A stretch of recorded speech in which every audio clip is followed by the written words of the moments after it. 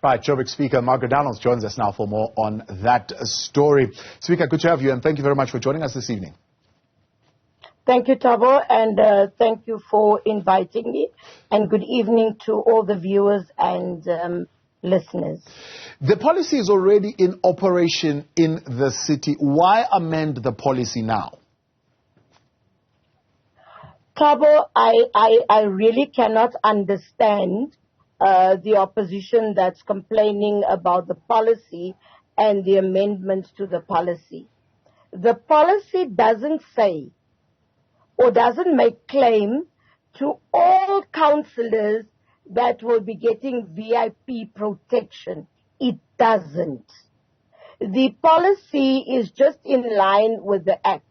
What the policy says and what happens is that when a councillor's life is threatened or there is anything threatening the councillor, that the councillor will go through an assessment that is done by SAPS, and SAPS will then come back to the Speaker and say to the Speaker, Speaker, Councillor Margaret, we have done assessments and Councillor Margaret Arnolds needs protection. And this is the type of protection that Councillor Margaret Arnolds needs. And we think it can run for 2 to 3 months. Yeah. And then Margaret will get protection. It depends on what the assessment has given us. We are not going to start giving 270 councillors cars with protectors and all that. No, that's not what we're going to do.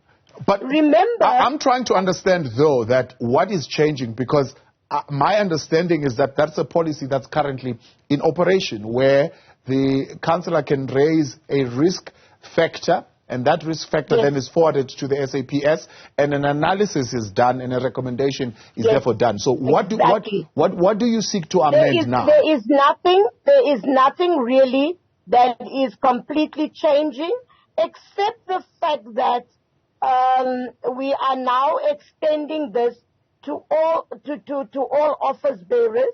Like, for instance, the MPAC chair never had a protection, and that is what we are doing now, because lives of these people are threatened.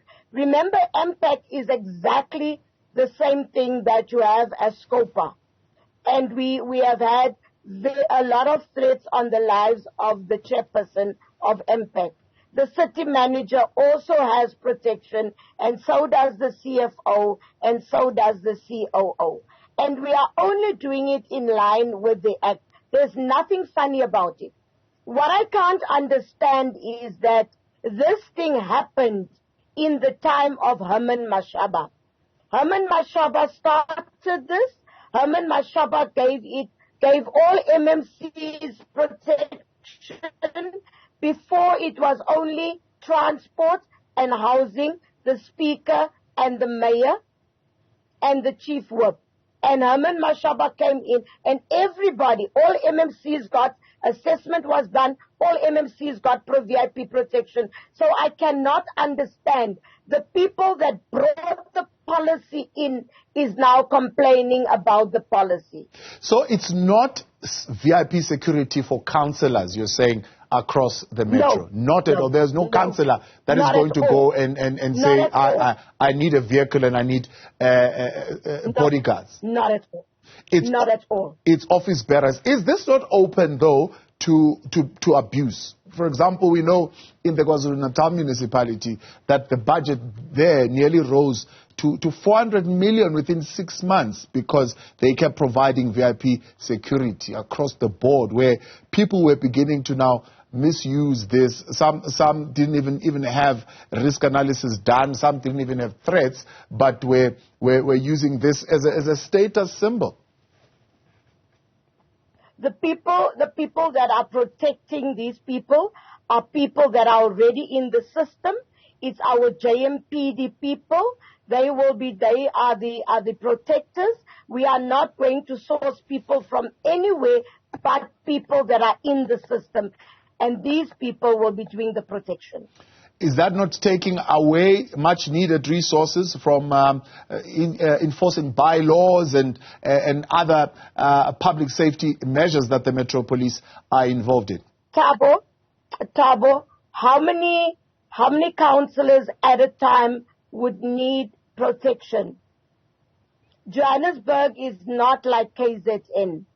We are definitely, yes, there are areas that we have problems, but we are not like KZN. We have 1 year and 1 day, and we don't have that much of threats on councillors. Yeah. So, it's being argued, Speaker, to say that where you have, severe needs around service delivery. You were here the other day. We were talking about potholes, water infrastructure, electricity infrastructure that is dilapidating. You would rather take those funds, use them to bring service delivery than use them on protection. And it's argued that, if you are budgeting right, you're using the money right where it's supposed to be used, and you're delivering services, and you're performing the way that you're supposed to be performing, there is really no need, because communities will not harm councillors who are delivering. And really these issues are issues that are happening between the political parties themselves, because a position in politics has become a way of enriching yourself. If you remove all that, remove all the corruption, there's no need for extra security for these councillors. Are you saying that there was no need to have security when the Rand water person and our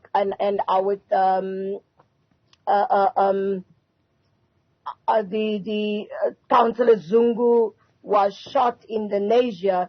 There was no need to have protection, and that it was a service delivery, and it was a community member that shot at them, that killed 3 people and shot the chief whip of council in the leg. I don't think that is what we are saying. No, what I'm saying is that if we remove competing for these positions along factional lines within political parties, contesting against each other within their political parties for these positions that are seen as a way of enriching yourself, we wouldn't need to be adding extra security. Thabo, it's not only across factional lines. Let me say this to you. 3 months before I became the speaker in the city of Johannesburg, I had threats on my life. And SAPS was in my house. Although I have burglar bars and I have all those things in my yard, SAPS came and they did a risk assessment. And they looked at certain spaces and said to me, Councillor Arnolds, you will need electric fencing there, you will need this there. And I had to have security at my house. I had to have people that escorted me wherever I went. And it was not because of my political factionalism in my party, no. And it was not community members. It was some sick person that decided to threaten my life. So I'm saying to you, it's not always the factionalism. It's not always the problem. Go to the DA and ask Belinda what happened to her councillor 2 months ago, where she called me at 3 o'clock in the morning and said to me, Speaker, can you please send JMPD out to our councillor's house? And those are the things. And that's why I'm saying I do not understand how the very same people that all their councillors have threats on their lives are the people that saying we are wasting money. And I'm saying to you, Thabo, with all the confidence that I have, the people that we are putting in there are people that is in the system, and we are not taking them away from what they have to do. And we are not, we are at no stage compromising anything in the city.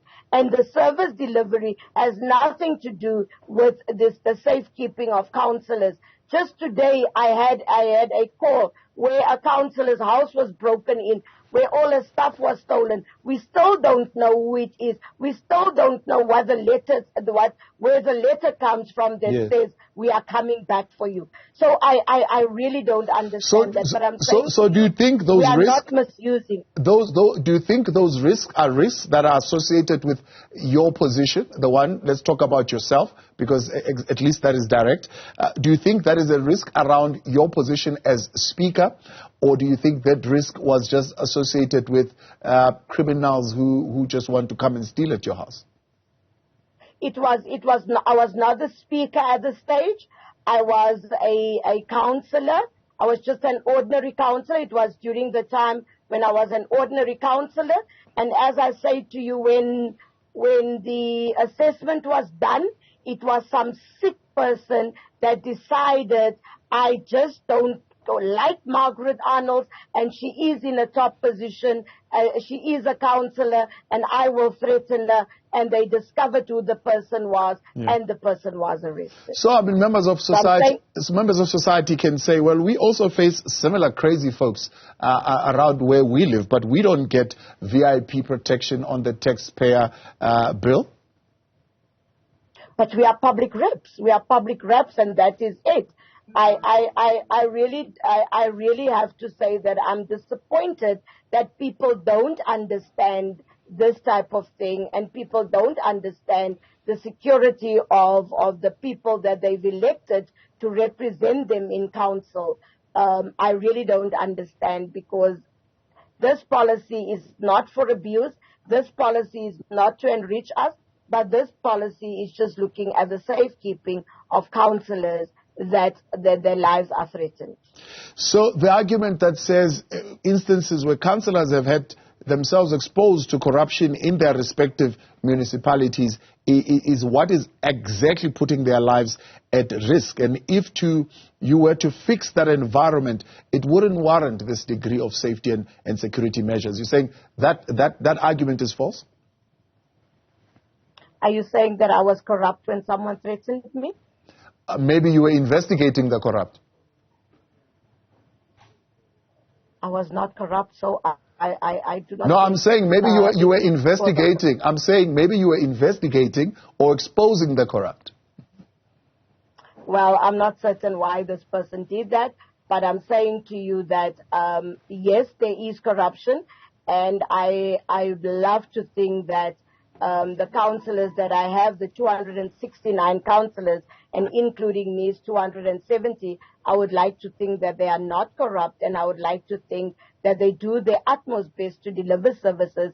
And remember, I'm just 5 months that I'm the Speaker, and I'm hoping that I will have the chance to do my oversight on the executive properly, and deal with them as to what they are doing and how they are doing it. Remember, I've also been an MMC, and I understand what it is that MMCs need to do.